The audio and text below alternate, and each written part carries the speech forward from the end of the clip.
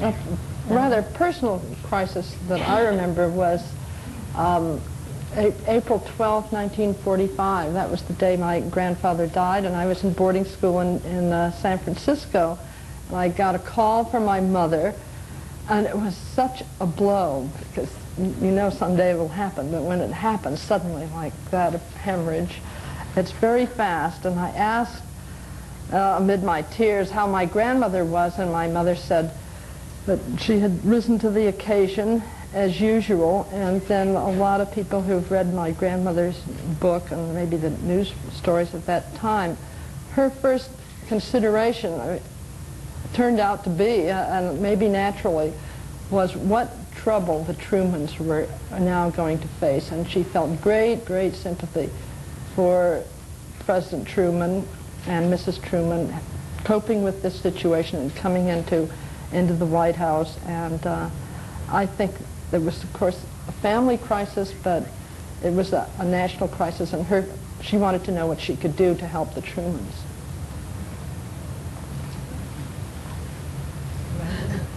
Well, we had a lot of crises. But I remember when something happened on the international scene that you tried to decide what you could do about it. And if you could do something about it, you took action and tried to make the best of it. I remember when all of the horrible scenes of the Cambodian refugees were on television.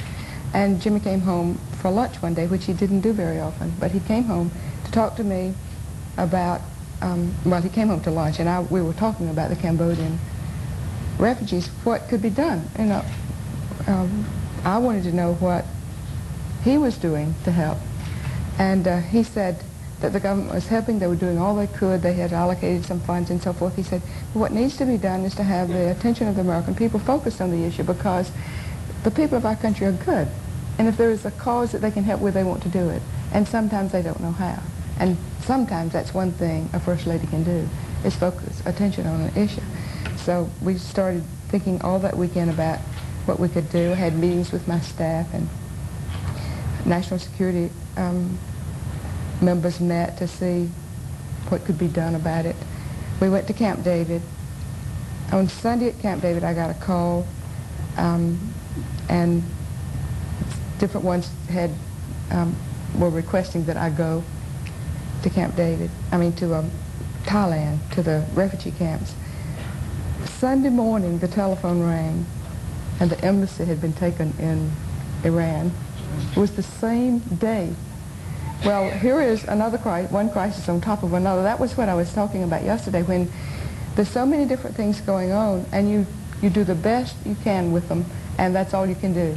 And once you accept that, I think you have to be able to accept that, because you can't worry all the time and have the burden of every crisis on your shoulders at every minute. You have to be confident that you're doing the best you can possibly do in that situation, and act on it and assume the responsibility for it. I went to Thailand. I came back home, and the people in our country who were interested in the crisis already formed a committee, and the American people sent funds from all over our country. And the crisis soon was abated after a year, so it's still not a pretty picture. But those kinds of things, when you go and see people in such suffering, I think the whole role of being in the White House broadens anybody. Because there is no way you can come back from a situation like that and see and complain about having to pay taxes in our country. Look at all that we have. I mean, what does it matter if we have programs for people who are poor and they're abused a little bit of the time? We're helping people. And when you go to a country and see people who have absolutely nothing and come back home, you're just very thankful for what you have. And I think you're broadened by the whole experience, whether it is seeing people in misery, or seeing people who, or leaders in the world. And the crises come and go. They will always come and go, and you do the best you can with them. Susan, did you? We had crises? We had lots of them also. there was mother's mastectomy. There was the 2 assassination attempts on my father, which petrified me. I remember the first time it happened, I was down at the beach with some girlfriends for the weekend, and before we all went off to college, and I was sitting on the beach and listening to the radio and everything else, and they were gone, and my agents trying to lure me off the beach and to come up to the townhouse. That they said there's a phone call. They've used every excuse, and I wouldn't budge. I was going to get my suntan while I was there. And they came up with an excuse and got me to come up to the house, and they proceeded to tell me that there had been an assassination attempt on my father. I didn't know what to do. I didn't know what to think.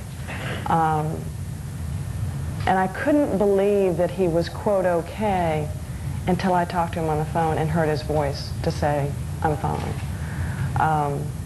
And the second one was worse. I almost heard it on the news before it got back.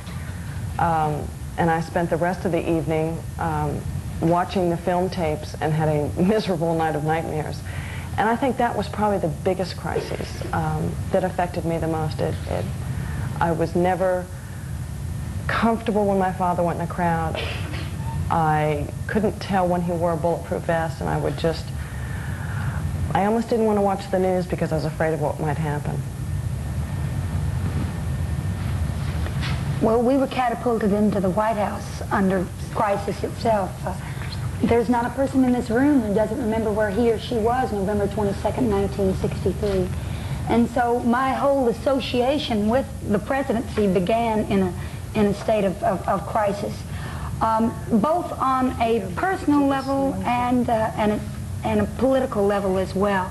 I think that we've talked about the personal, individual, familial crisis that some of us have experienced, and then we've talked about some of those national or international types of crisis. And for me, that initial one was both.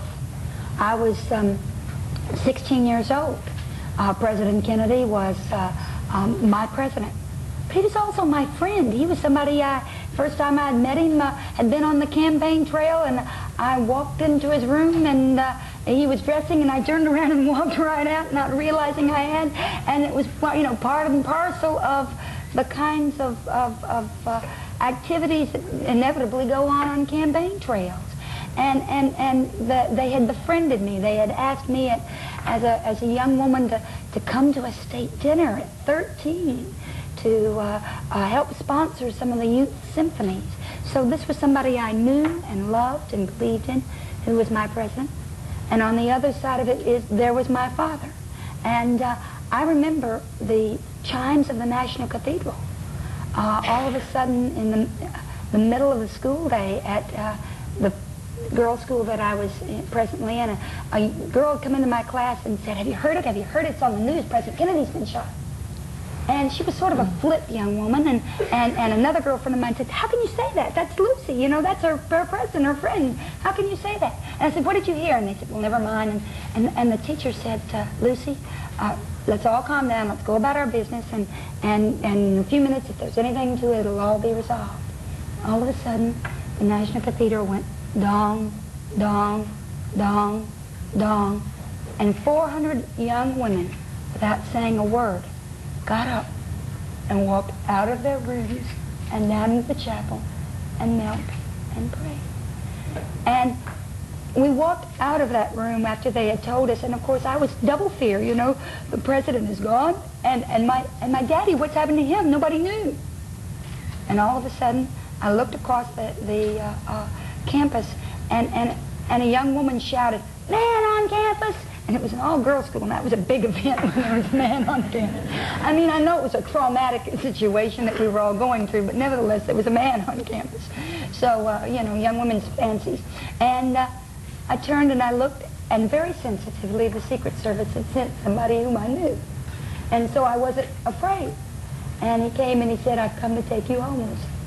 It's going to all be all right." And I kept remembering, you know, what can I do? What can I do? Who am I in the middle of all this? Is Daddy going to be okay? The president is dead. How am I supposed to behave? There were no books. There were no textbooks. Nobody could tell me what I was supposed to do and think and say and be. And yet I knew much of was expected of me. And I went home and I prayed about it, and I thought, you know, my father has always wanted the ladies in his life to look good.